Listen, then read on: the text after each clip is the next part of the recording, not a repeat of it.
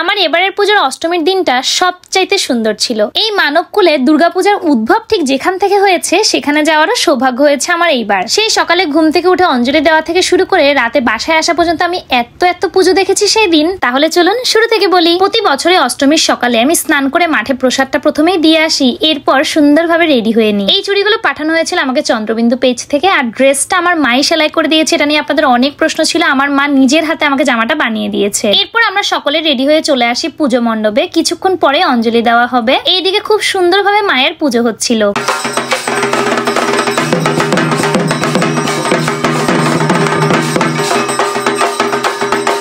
অঞ্জলি দিয়ে সোজা রেডি হয়ে চলে আসি দিদিদের বাসায়। আজকে ভাবলাম একটু অন্যভাবে চুলটা বাঁধি। আর চুলে বেনি বাঁধার পরে যে জিনিসটা আমি ব্যবহার করেছি সেটা আমাকে পাঠানো হয়েছিল পঙ্খিরাজ পেজ থেকে, আমি সব মেনশন করে দেবো। এইবার পুজোর অষ্টমীর দিনটা আমার কাছে সবচেয়ে স্পেশাল হওয়ার একমাত্র কারণ হলো আমরা সকলে মিলে চলে গিয়েছিলাম মেধসমণি আশ্রমে। ঠিক এইখান থেকে মা দুর্গা পুজোর উৎসবের আবির্ভাব। আমার খুব ইচ্ছে ছিল এই দুর্গা পূজার সময়েই আমি মেধসমণি আশ্রমে একবার হলেও আসবো, আর সেটা শুধুমাত্র সম্ভব হয়েছে দাদা আর দিদিদের কারণে। ওই যে সপ্তমীর পুজো যাদের সাথে দেখেছিলাম তাদের সাথে এবার নবমী এবং অষ্টমীর দিনটাও ঘুরলাম। তবে অষ্টমীর দিন এত গরম থাকার কারণে মন্দির পর্যন্ত আসতে আসতে আমি অনেকটাই অসুস্থ হয়ে গেছি, কিন্তু মায়ের মন্দিরে প্রবেশ করে মায়ের মুখখানা যখন দেখেছি তখন মনটা আসলেই ভালো হয়ে গেছে। এই যে সেই মানুষটা দাদা আবার দৌড়ে গিয়ে মায়ের সামনে থেকে আমাদের সকলের জন্য প্রসাদ নিয়ে এসেছে। এরপর আমাদের সকলকে একটা রুমে বসানো হলো, সেখানে আমরা মন্দিরের ভোগ প্রসাদ গ্রহণ করেছি। এমনিতেই খিচুড়ি প্রসাদ আমার অনেক বেশি পছন্দের, আর সেটা যদি একদম গরম গরম ধোঁয়া ওঠা হয় তাহলে আর কি লাগে বলুন তো। বাসা থেকে কি চেহারা নিয়ে বের হয়েছি আর আমার এখনকার চেহারার অবস্থাটা জাস্ট দেখুন। মায়ের দর্শন করলাম, প্রসাদ নিলাম, মন্দিরের এপাশ ওপাশে একটু ঘোরাঘুরি করে আমরা সোজা আবার বাসার উদ্দেশ্যে রওনা দিলাম। আমি আর আমার মধ্যে নেই কোনো রকমের বাসায় যেতে পারলে যেন আমি বাঁচি। বিশ্বাস করুন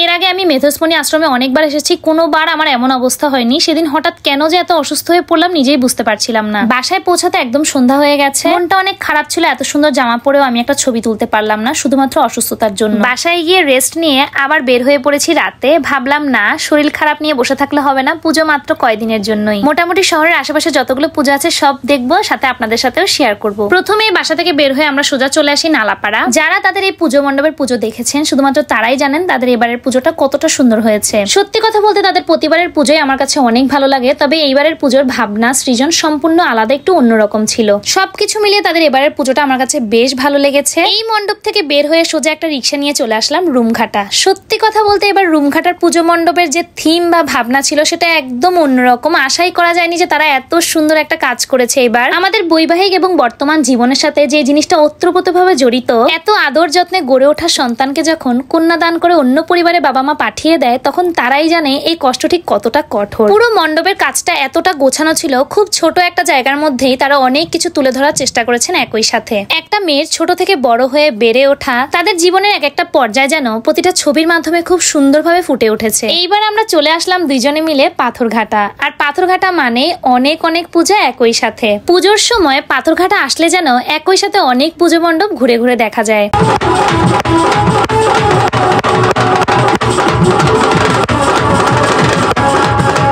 এক জায়গাতে এসেই যে আমরা একের পর এক কতগুলো পুজো দেখলাম তার কোনো হিসাব নেই। প্রতিটা পুজো মণ্ডপ দেখতেই একটার চাইতে অন্যটা আরো যেন বেশি সুন্দর। প্রতিটা মায়ের মুখ যেন কতটা প্রসন্ন। পুজোর সময়টা ঠিক এমন একটা সময় যাদের সাথে অনেকদিন ধরে দেখা হয় না, কথা হয় না, শুধুমাত্র এই পুজোর মাধ্যমে সকলের সাথে আবার দেখা হয়ে যায়। একটু আগে যে বান্ধবীর সাথে আমার দেখা হলো, ওদের বিয়ে খেয়েছি 2 বছর হয়ে গেছে, তবে সেই বিয়ের ছবি আপলোড দেওয়ার মতো সময় আমার এখনো হয়নি। আমি ভুলেই যাই কেন জানি। আমার এবং আপনাদের সকলের প্রিয় পুজো মণ্ডপ দ্বারকা। সেই দিন এত পুজো দেখেছি, এইখানে এসেই আমরা আধা ঘন্টার মতন লাইনে দাঁড়িয়েছিলাম। পুজো মণ্ডপের কাছাকাছি আসতে আসতেই আমায় ভালোবেসে অনেকেই চিনতে পেরে এত মানুষের ভিড়েও তারা আমায় বলল, দিদি আপনি আপনার মনের ইচ্ছে মতন ভিডিও করুন, কোনো সমস্যা নেই। এইবার পুজোয় আমার অনেকের সাথে দেখা হয়েছে, আপনারা সকলে আমাকে অনেক ভালোবাসা দিয়েছেন। আর এইবার পুজোর অষ্টমীর এই সুন্দর দিনটা কাটিয়ে আমরা রাত 12টা নাগাদ বাসায় এসে পৌঁছেছি। আজ মায়ের কড়া নির্দেশ বাইরে ডিনার করাই যাবে না। নেক্সট কোনো ভিডিওতে দেখা হবে, বাই।